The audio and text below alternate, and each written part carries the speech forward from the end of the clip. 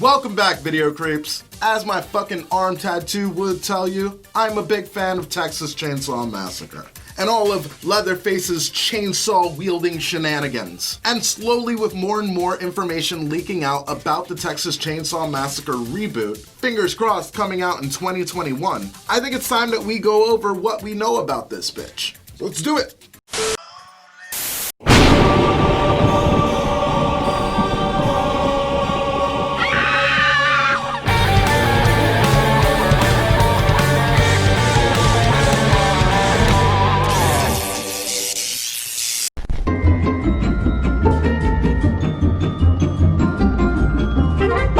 Now, back in May, we got some morsels pertaining to the 2021 TCM reboot. One of the biggest standouts was that Fed Alvarez was attached to the project. For those of you who don't recognize that name, he's the guy who's responsible for 2013's Evil Dead remake, a film that many in the horror community regard as one of the best horror remakes of all time. And myself included. Like, I remember watching that movie and telling everybody about it. You couldn't get me to shut the fuck up. So naturally, when I got wind of him being attached to this project, I got really excited to see where he was gonna take TCM. However, news just broke that Alvarez is actually stepping away from the project. They ask you how you are, you just have to say that you're fine when you're not really fine, but you just can't get into it. Now, everything that Alvarez has filmed is gonna be completely scrapped, and we're gonna be starting all over again with a brand new producer. Who's that producer, you might ask? Oh, just the world famous David Blue Garcia.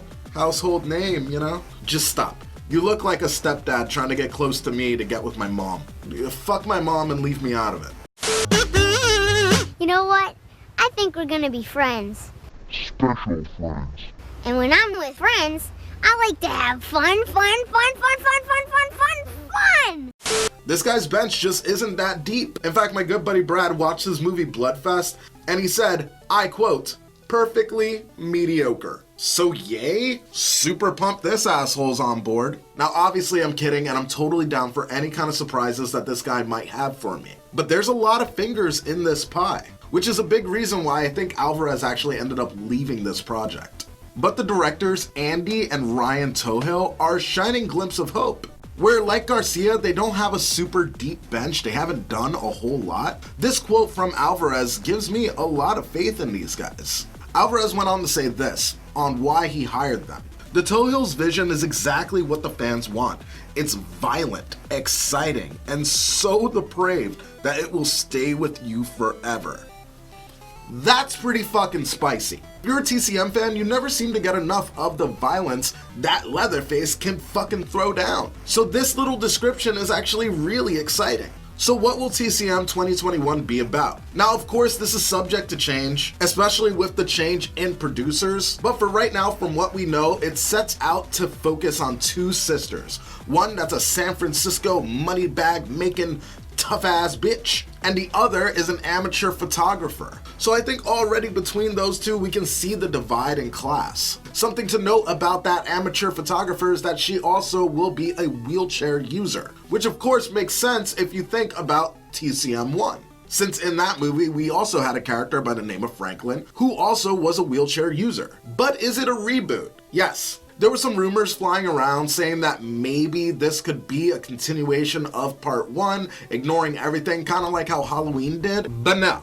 This film is being largely referred to as an alternative universe in the TCM world. I think that is most clear by the fact that Leatherface is 60 years old. Now, some people think that that's weird, but not really when you think about it. In the first TCM, Leatherface was about 45 years old, just looking spry as fuck for his age. But a 15-year jump ahead in age really doesn't matter. The guy wears a fucking mask. Now, some details from the casting call can tell us a bit about who's gonna be in this movie, and specifically Leatherface's personality, which isn't limited to even his new name, Kenny. Now, to be expected, he's gonna be a silent guy who expresses himself through grunts and guttural sounds. He watches a gross amount of television, and he's written to be emotionally complex. It's also mentioned that he will have a sensitivity to bright flashing lights. And it says clear as day that he will be obese. And this description of Leatherface fucking makes me sad. Everyone keeps referring to him as Old Man Leatherface, I think we need to start referring to him as depressed Leatherface. By the way, can you see this thing? I gave blood earlier.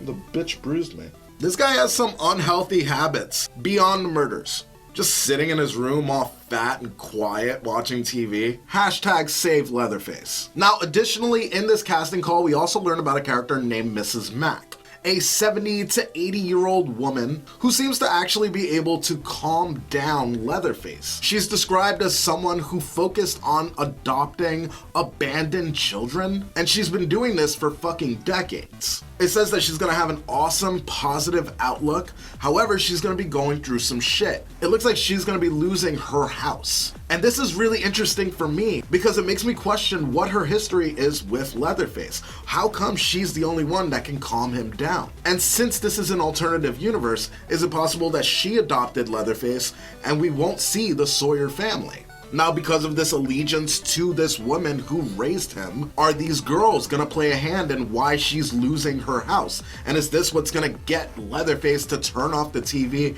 and get some help, man? I'm kidding. But is this gonna be the thing that actually gets him to go start killing? Hearing him described as a complex character is really fucking cool.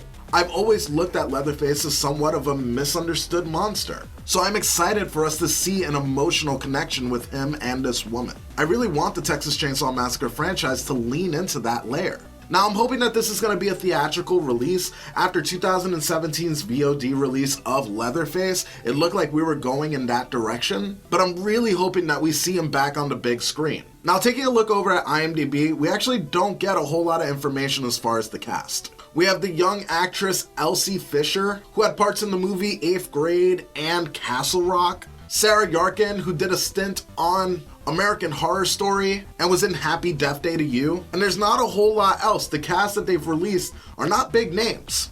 I don't even believe that Leatherface has been cast yet, but we're gonna stay on top of it. So right now, that is everything that we know about the Texas Chainsaw Massacre 2021 reboot. How do you feel about these details? If I left anything out that you know, please let us know in the comments below. And as always, make sure that you subscribe, hit like, leave me a comment, that way we can chat it up. And if you want to go a step further, go down to the description of this video, follow me across my social media, and if you really want to be a superstar, become a Patreon. That's going to be it for this video. I'll see you guys on the next one. Peace, video creeps.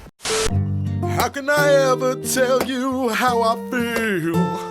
To know that you support my channel, to know that you support my channel. Desmond Flicks, Larry Sherman, Splatter Vision, Rebecca Reviews, Butcher's Grindhouse. Hear me now. Thank you.